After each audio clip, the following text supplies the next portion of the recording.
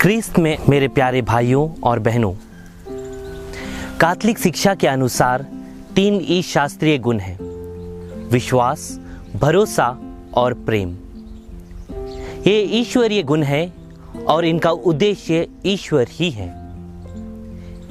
इन गुणों द्वारा हम ईश्वर से और उसकी प्रजा से संबंध बनाए रखते हैं और इन गुणों द्वारा हम ईश्वर को भी पा सकते हैं। आज के पहले पाठ में, जो कि इब्रानियों के पत्र से लिया गया है, इन 3 ई शास्त्रीय गुण में से एक गुण विश्वास से संबंधित शिक्षा पर जोर दिया गया है।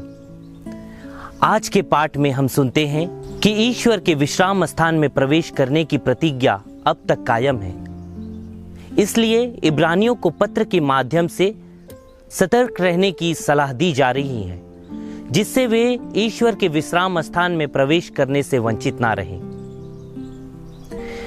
विश्राम स्थान की प्रतिज्ञा स्वयं प्रभु यीशु ने भी की है। थके मांदे और बोझ से दबे हुए लोगों, तुम सब मेरे पास आओ, मैं तुम्हें विश्राम दूंगा। मत्ती अध्याय 11 पद संख्या 28।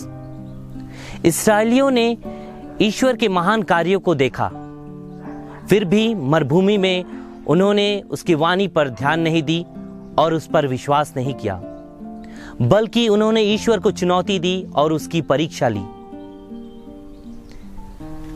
इसलिए ईश्वर उनसे क्रुद्ध हो गया और उसने यह शपथ खाई कि वे मेरे विश्राम स्थान में प्रवेश नहीं करेंगे। क्योंकि उन्होंने विश्वास नहीं किया, इसीलिए वो विश्राम स्थान से वंचित रह गए। आज के पाठ में हमें बताया जा रहा है कि ईश्वर द्वारा की गई प्रतिज्ञा उस विश्राम स्थान में प्रवेश करने की अभी तक कायम है और हम विश्वास द्वारा ही उस विश्राम स्थान में प्रवेश कर सकते हैं। विश्वास के अभाव होने पर हम भी उस विश्राम स्थान में प्रवेश करने से वंचित रह जाएंगे। आज के सुसमाचार में हम विश्वास का एक बड़ा उदाहरण देखते हैं।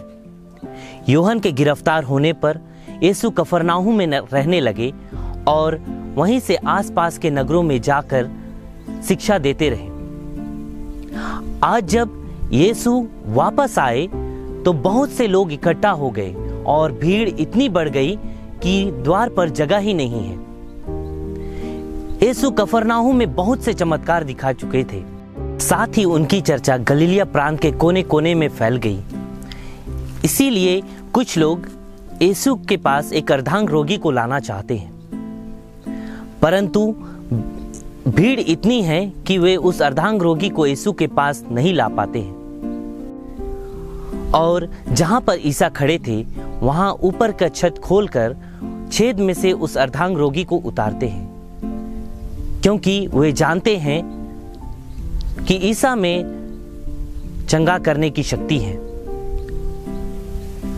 ईसा उनके विश्वास को देखकर उस अर्धांग रोगी से कहते हैं, बेटा, तुम्हारे पाप क्षमा हो गए हैं।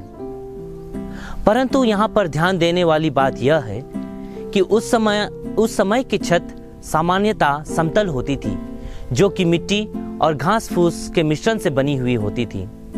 घर के बाहर एक सीढ़ी होती थी जिसका प्रयोग चढ़ने और उतरने के लिए किया जाता था।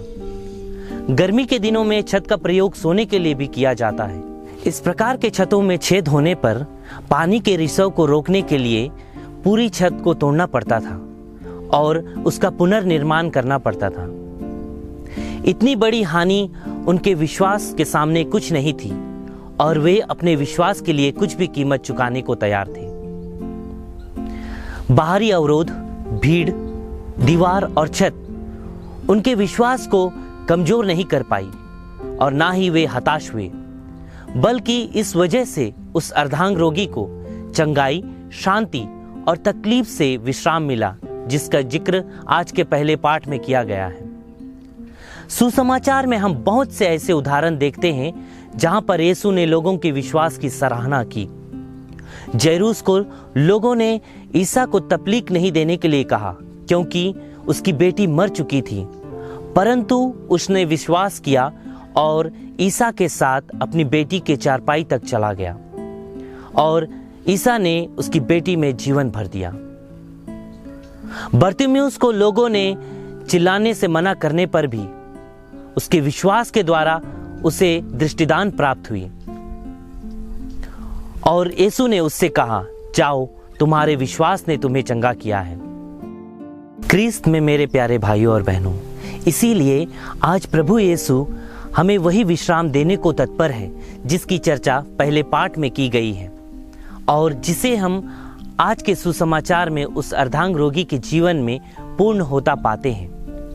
प्रभु की बस इतनी इच्छा है कि हम उस पर विश्वास करें और उसकी इच्छा अनुसार जीवन जिएं, उसके वचन को आधार बनाकर जीवन बिताएं और इस धरती पर उनके साथ रहते समय और इस जीवन के अंत होने पर हम उसके साथ होंगे।